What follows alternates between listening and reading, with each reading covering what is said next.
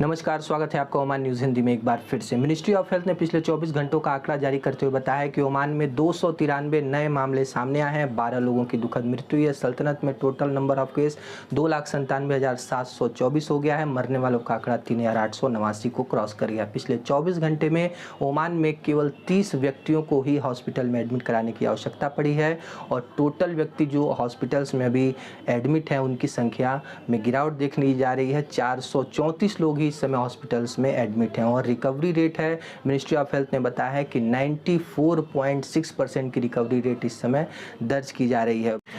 Ministry of health ने बताया है कि कुछ तकनीकी खराबी के कारण हमारा जो कॉल सेंटर है वो बंद हो गया था, जहां पे 24 घंटे जो सेवा चलती है उसमें बाधा उत्पन्न हो गई थी, लेकिन इस प्रक्रिया को ठीक कर लिया गया है। अब ये कॉल सेंटर नॉर्मल तरीके से ऑपरेट हो रहे हैं। आप जो भी जानना चाहते हैं कोविड के बारे में, हॉस्पिटल के बारे में, वैक्सीनेशन के बारे में, आप कॉल करके हमारे कॉल सेंटर से जानकारी ले सकते हैं। फिलीपींस के विदेश मंत्रालय ने 2 चार्टेड फ्लाइटों की व्यवस्था की है। जो फिलीपींस के वर्कर इस समय ओमान में मौजूद हैं और वो वापस अपने देश नहीं जा पा रहे हैं, टिकट नहीं खरीद पा रहे हैं, तो उन लोगों को अपने देश के दूतावास से संपर्क करना चाहिए। स्क्रीन पे आपको नंबर मिल जाएगा या फिर आपको ऑफिस जाकर के अपना रजिस्ट्रेशन करवा लेना चाहिए, ताकि आप गवर्नमेंट के द्वारा जो अरेंज की गई जो फ्लाइटें हैं उसमें अपने देश आराम से पहुंच जाएं। श्रम मंत्रालय ने बताया है कि दक्षिणी अल्बर्टा के इलाके में बहुत सारी प्राइवेट सेक्टर में ओमानी लोगों के लिए वैकेंसियां निकाली गई हैं। जो लोग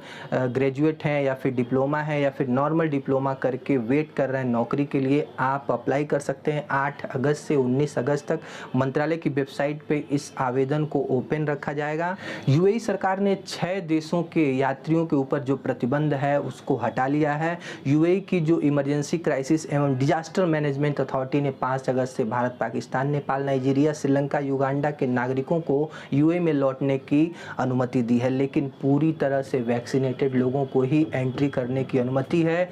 जो लोग जो वैक्सीन की दोनों डोज लगा चुके होंगे 48 घंटे के अंदर अपना आरटीपीसीआर टेस्ट करवा के आप दुबई जा सकते हैं। इस फैसले से ओमान लौटने वाले प्रवासियों के लिए एक उम्मीद की किरण जगी है, क्योंकि जो गल्फ़ कंट्रीज हैं, एक देश यदि कोई नियम निकालता है तो जितने भी गल्फ़ कंट्रियां हैं उसी नियम को फॉलो करती हैं। तो ये देखना दिलचस्प होगा क्या ओमानी सरकार जिन देशों के ऊपर प्रतिबंध लगा के रखी है उनके ऊपर प्रतिबंध को कब हटाया जाता है, क्योंकि भारत में भी जो संक्रमण की स्थिति है वो बहुत अच्छी है। जो संक्रमण रेट है वो बहुत कम हो गया है। एवरीडे 40,000 से कम ही केस सामने आ रहे हैं और जो वैक्सीनेशन की रफ्तार है वो भी बड़ी है। तो कम से कम जो लोग पूरी तरह से वैक्सीनेटेड हों उनको एंट्री की परमिशन तो ओमानी सरकार दे ही सकती है।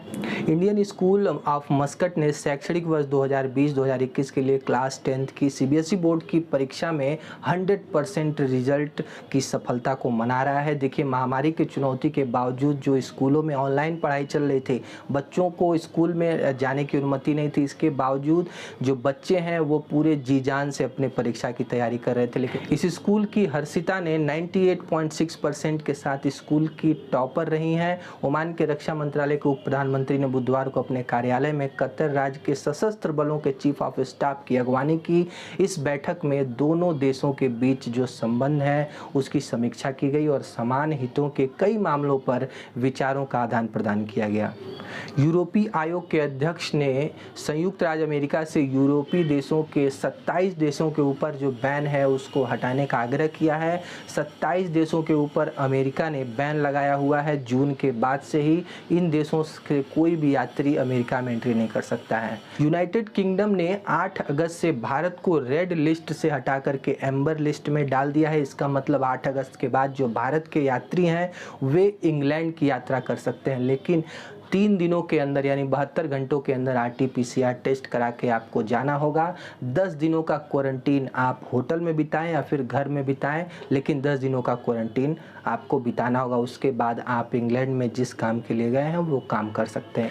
टोक्यो में इस समय ओलंपिक आयोजन चल रहा है और इसमें 41 साल बाद भारत की जो पुरुष हॉकी टीम ने कांस्य पदक जीत लिया है। जी हाँ, जर्मनी को 5-4 से हराकर कांस्य पदक पर अपना कब्जा जमा लिया है। मिनिस्ट्री ऑफ हेल्थ ने बताया है कि ओमान में 12 वर्ष से अधिक उम्र के जो बच्चे हैं, जो स्टूडेंट हैं, उनके वैक्सीनेशन का जो कार्यक्रम है वो स्टार्ट हो गया है और इसके लिए जिन बच्चों के मोबाइल पे जो मैसेज आएगा उन्हीं बच्चों को उस टीकाकरण केंद्र पे जाना है। मिनिस्ट्री ऑफ हेल्थ ने बताया है कि इस समय वैक्सीनेशन तो हम कर ही रहे हैं, लेकिन आईसीयू में एडमिट होने वाले रोगियों की संख्या में भी गिरावट आई है। 200 से कम संख्या हो गई है जो लोग आईसीयू में एडमिट हैं।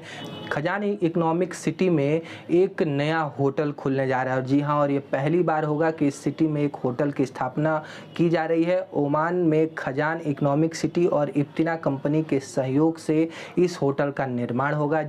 फ्रेंड्स, आज के लिए बस इतना ही। वीडियो कैसा लगा लाइक करके जरूर बताएं और चैनल पे नए हैं तो प्लीज़ सब्सक्राइब कीजिए ताकि ओमान से जुड़ी हर अपडेट आप तक सबसे पहले पहुंचे।